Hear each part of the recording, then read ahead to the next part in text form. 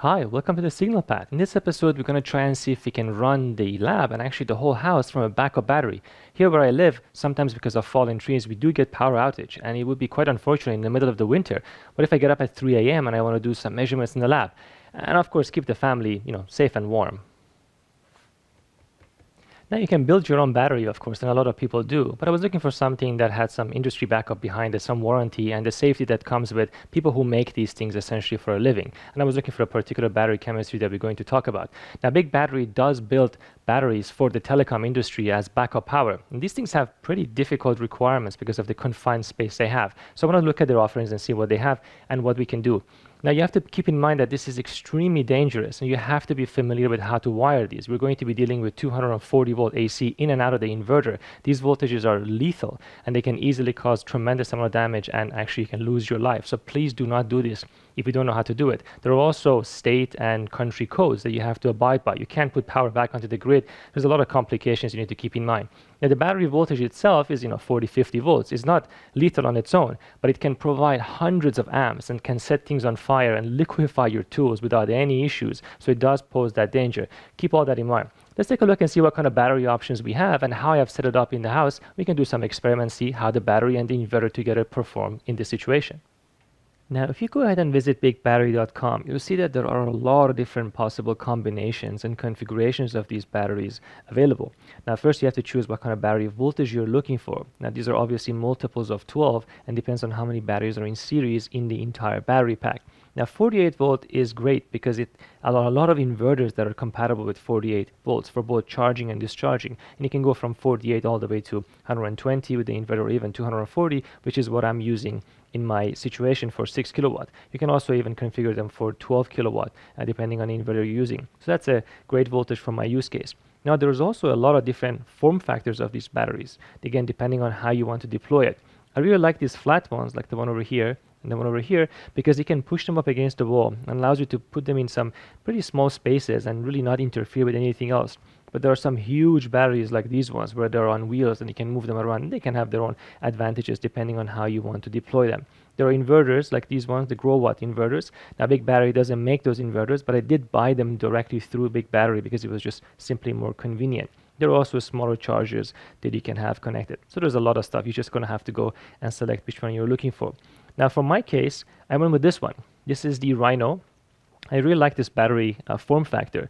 Now this is pretty heavy, 290 pounds. You're going to need some help to move this around. And I bought a chassis that you can move it around, but I'll show you that in a second. This is only 4.4 inches deep, which is quite nice. And it is a big rectangle essentially that you can push up against the wall. Now these are all lithium iron phosphate battery chemistries. And I'll talk about that in a second. This one is 14 kilowatt hour, 276 amp hour. Very large capacity. Of course, it is again very heavy, and it does have its own BMS with a little LCD screen and apps that you can connect to it. You will see that in a second as well. Now, when you connect it to the Growatt, because these lithium iron phosphate batteries have a very flat charge and discharge curve, the Growatt doesn't actually show you the correct battery capacity. The BMS, of course, does. And you can configure that. So if you charge it anywhere from 55.6 to 58, you're almost at its maximum capacity. It doesn't really make much of a difference. You can't go over 58.8, but the BMS protects you against those. The range of temperature is pretty reasonable. You can draw 150 amp continuously from this, 7,500 watts, and it's a maximum 350 amp for 6 seconds that you can do as well. After that, the fuse will actually blow anyway, so you can put more than that through it. There's a couple of things to consider for lithium iron phosphate. Now, they do not have the volumetric and gravimetric capacity, so that essentially means that they don't have the energy density of some of the other lithium technologies.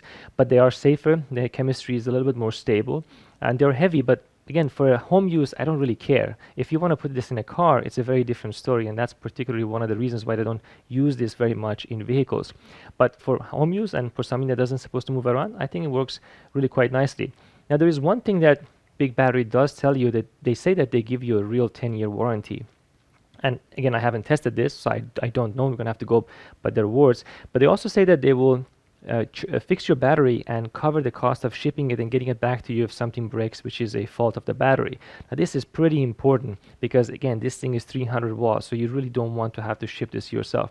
I haven't, again, tested this. You're going to have to trust them on that, but they do advertise this on their website. A few other points that I wanted to raise.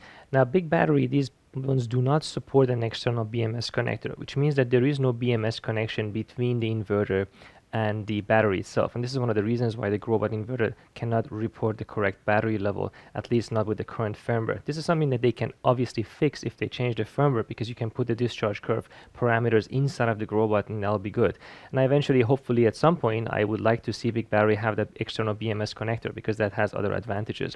You can monitor this with other systems as well.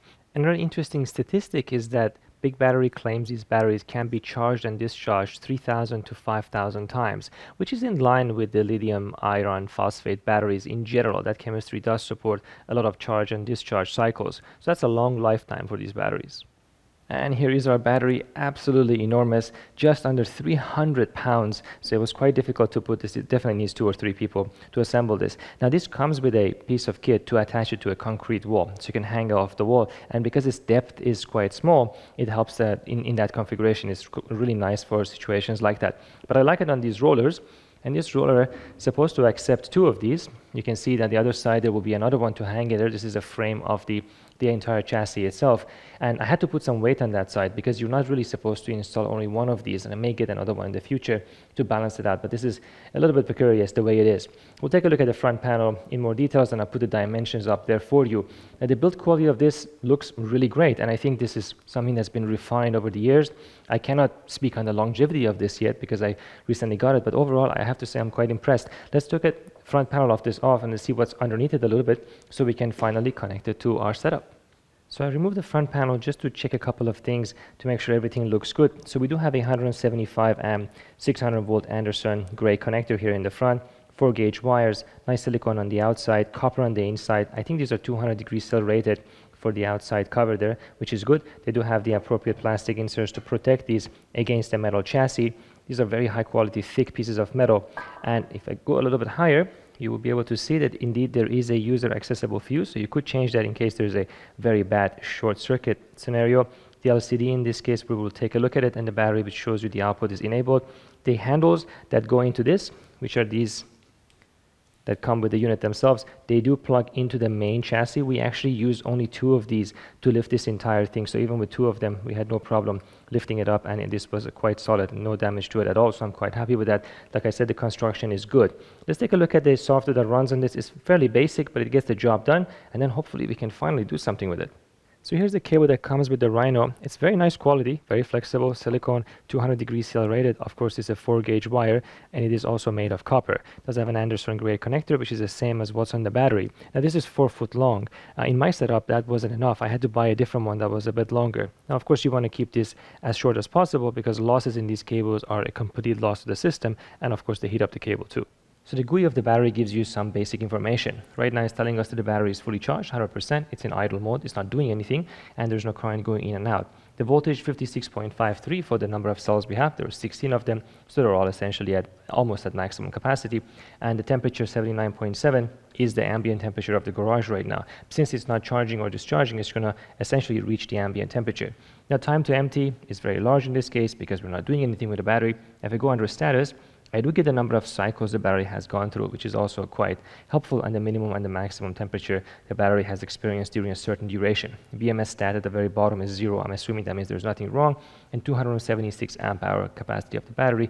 Charge and discharge ports are all enabled. This is a touch screen, so you can turn them on and off yourself. Now, if I go under advanced, I get all the cell voltages. And if you look a little bit, you can see those colored numbers change. That's because it's constantly balancing those cells. Now, even though it says 3.5 volts, the last 2 digits are captured by the BMS, but for whatever reason, they're not shown in the GUI of the battery itself. It would have been nice to see the exact numbers, because the BMS does balance things down to 10 millivolts. So this does have the resolution to do that. You don't have to worry about it. It's just they have chosen not to bring it out at this level. So I could not get the BigBattery's own iOS app to actually work. It could not connect to the battery for whatever reason. I'm sure this is something they can fix, but I did find a third-party app which connects to the type of BMS that's inside of this battery, and you can see it over here. Now the Bluetooth signal is really weak. You can really only connect to the battery within the same room that the battery is in. I think the antenna is just simply too hidden inside of the battery. There could be a cool project to bring that antenna out. I might take a look at that later. But once you go inside of the battery, you get a ton of additional information about what the battery is actually doing. So you can see the basic information at 100% capacity that's still there, but you also get the individual cell voltages, and you can see they're down to 1 millivolt resolution. And if you look around, every once in a while they do change, and all the balancing is already done because it's been sitting idle for some time. Everything's all balanced out quite nicely. It's all working, gives you some other statistics. Now, one thing I tried to do was I tried to overcharge the battery, charge it to 58 or 59 volts below where it was supposed to go. And one of these batteries does go into a runaway situation where it goes above its maximum allowed voltage. That's to be expected. But I wanted to know if the BMS reacts to that correctly. And indeed, I let that happen quite a few times. You can see it has counted. It has done that 11 times. So I let it run, just left it alone. It kept going over, disconnecting, and then recovering. So it is quite good at keeping those situations under control. Now with this app, you can go into the configuration and change some additional features, but if you go under the BMS settings and actually read the settings, you can see all of the internal data that's stored in the BMS, and you can modify them and you can write them back to the BMS as well. You go all the way down over here, all the individual information about when to trigger a cell, what is over voltage and under voltage mean for this BMS, all the different temperature sensors that are available. So it's really quite nice. So if you want to dig around there, you can, but I wouldn't recommend changing too many things in here, especially because you can put the wrong information and actually damage the battery. It can be quite dangerous, even though there are temperature sensors and everything. You can also do some calibrations on there. Again, I don't recommend touching that, but that information is available. So I do like this app actually. I don't know how the app of the BigBattery itself is, but this one seems to be working quite nicely.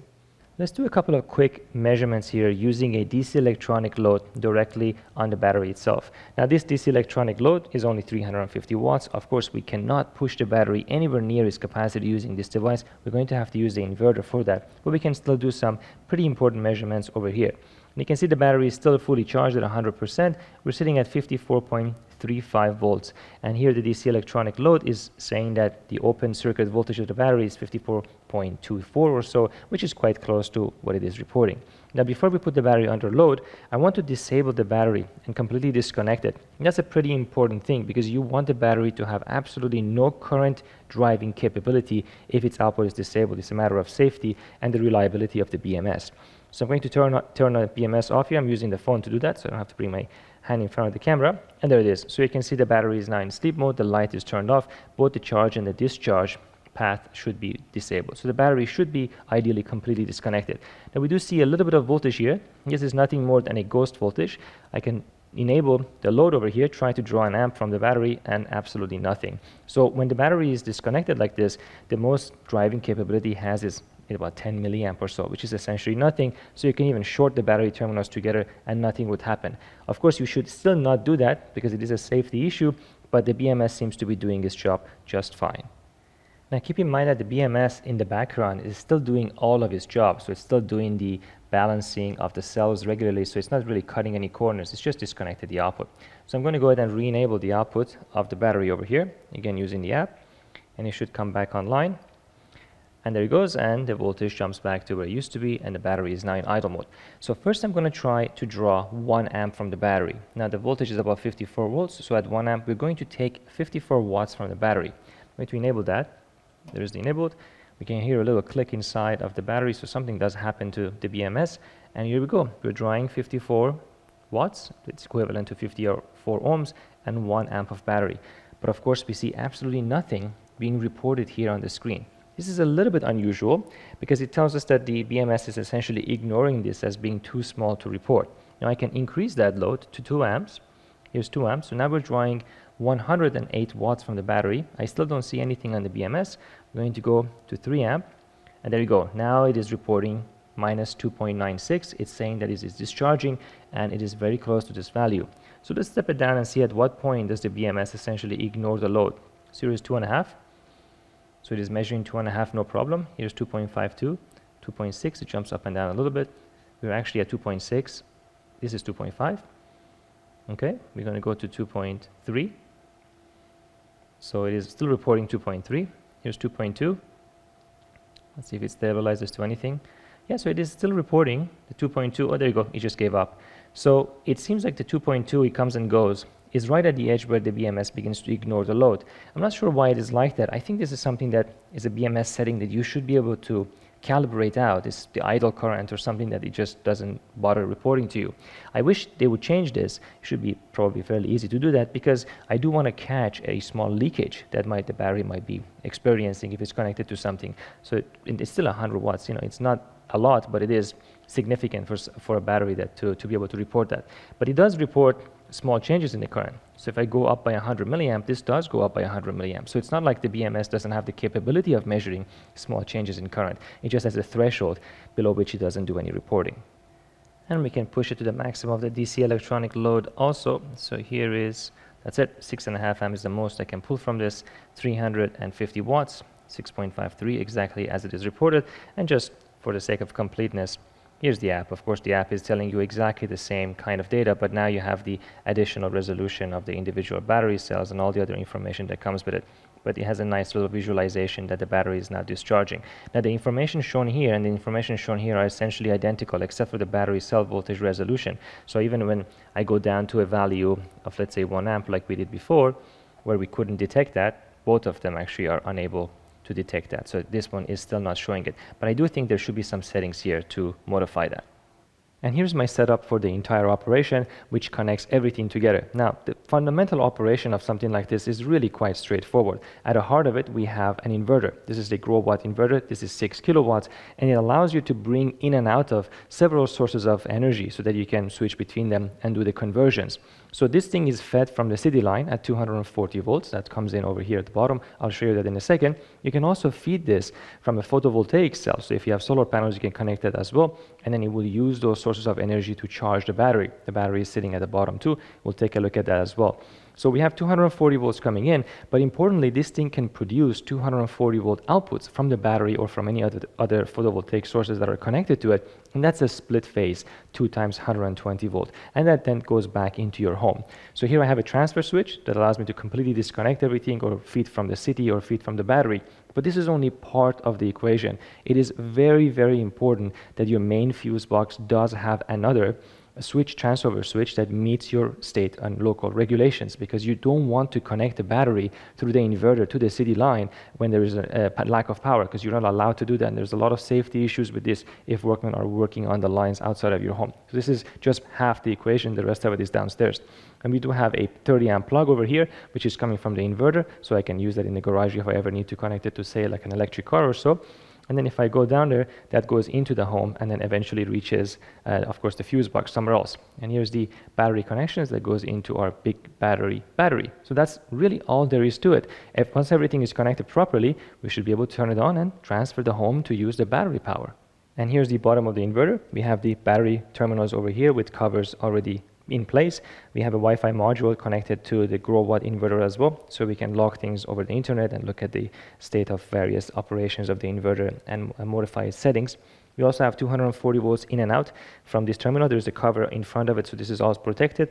Everything is nice and short over here, no chance of connecting or touching anything. There are circuit breakers built into the inverter, but I have additional ones along the way to really make sure that everything is as safe as possible. It's important to keep the wiring short and clean, and of course multiple layers of insulations on top of each other. So the heating in the house is handled by a boiler with baseboard heating, and this is of course running on natural gas. So this is a great candidate for battery backup because the power consumption of this thing is very, very low. You have a circulating pump over here which burns very little electricity, and then we have the different zone selection switches up there which are also using very little electricity. So if I were to use the system in the winter and use the battery, there is no blower, so we have very little consumption overall, and we can run the system for a long time using that battery. So if you have something like this, definitely a backup battery is a great option. So let's verify a couple of our grounding, which is quite important before we turn everything on. I have one of the terminals of the meter connected to the body of this plug, so this body of this plug should be grounded. We're going to verify that, and it should be connected to all the other grounds in the system. So first of all, to the body of the inverter. Of course, we have a short, as we should have a short. We're going to connect to the actual ground of this that is also connected. Now, because we are totally disconnected from the fuse box downstairs right now, we don't have the neutral and the ground connected to each other. That's important because that connection should happen only at the fuse box. If I turn this to the city and I go and measure, now I do have a short circuit. So that confirms that that connection is correct locally. We should have earth to the house connected as well, which we do, of course. That's also a good sign. So we have all of our earth and connections properly connected. There's more measurements to do here, but it's very important to verify this before you turn anything else on. All right, the power to the house has now been completely turned off. I'm going to switch over to the battery power, see what happens. Here we go. All right, so there's a really loud fan inside the inverter. Let's take a look and see how much power we are drawing from the system when we're in idle mode. So I went ahead and turned on a whole bunch of lights, way more than we would use during, let's say, a power outage. You can see we're drawing 28 amps from the battery, which is essentially nothing for this kind of battery. It has a capacity of 150 amps, so we have a lot of room to go. And you can see the power goes up and down depending on what things are turning on and off in the house. But it works perfectly fine. So we're at 99%. It's been running a little bit now. And the balancing occasionally turns on, which is what you would expect. But it's working really, really well. So this means that I can probably, under this condition, will still have at least 12 hours of battery or so left to run this. But of course, again, you wouldn't do it this way. You would turn your lights off and minimize the usage so that you can have a day or two of battery left under this condition, which is fantastic. Really quite happy with this, how this is working. It's all seamless. I don't have to worry about anything about how the battery operates. Everything is taken care of internally. And here's the display on the Growatt. So you can see there's absolutely nothing coming inside of the house. It's producing 240 at the output. We can cycle through the different settings to see how much power we're burning. Of course, this is going to match exactly what the battery is telling us. We're at 28% load, maximum load of this Growatt inverter. Battery is taking 25 amps, as we saw. Yeah, looks good. So that's it. It's working very well. Okay, I have turned the power back on. Now we just have to switch into the AC mode so we can begin to charge the battery. Here we go. So we should see the charging start any second now. And here it goes. So I have set the charging to be about 20 amps. You can change that, of course. And the fan goes off during charging as well. So we're now putting about 1.1 kilowatt back into the battery. And it's just going to top it off, and everything is going to balance as we go forward. So here's something interesting. This is the waveform the inverter puts into the battery. And even though it's not a very nice looking waveform, it's certainly not a DC waveform, the instrument, the BMS inside the battery, has no problem interpreting and calculating the RMS value from that and providing the correct results. And it handles this poor waveform quite well, which is nice. If I go and measure the AC, you can see that it does a good job. Now it's been coming back down because the battery is charging. But it's good to see that the BMS can handle very ugly waveforms. And here's some aggressive balancing near the very, very top end of the battery voltage. So the battery voltage went up to 58.6, which is essentially the maximum it should go to, and it did the balancing perfectly fine. We're still sitting at that 11 times cutout because I'm not pushing it above that, but you can see that it is working no problem. This is pretty important because sometimes people wonder if you can hit the highest voltage of the battery, and indeed you can. And there you have it. I hope you enjoyed my adventure into setting up this backup battery system for the house. I also added an old iPad on top of the Growatt inverter that you can see. Now I can always monitor what's happening inside of the battery. Now I can't comment on the longevity of the battery or this long-term performance because that's going to take obviously some time, but I'll be sure to keep you updated on how this battery performs in the long run. If you have any questions, if you want to check something else, please let me know in the comment section. I'll see you there.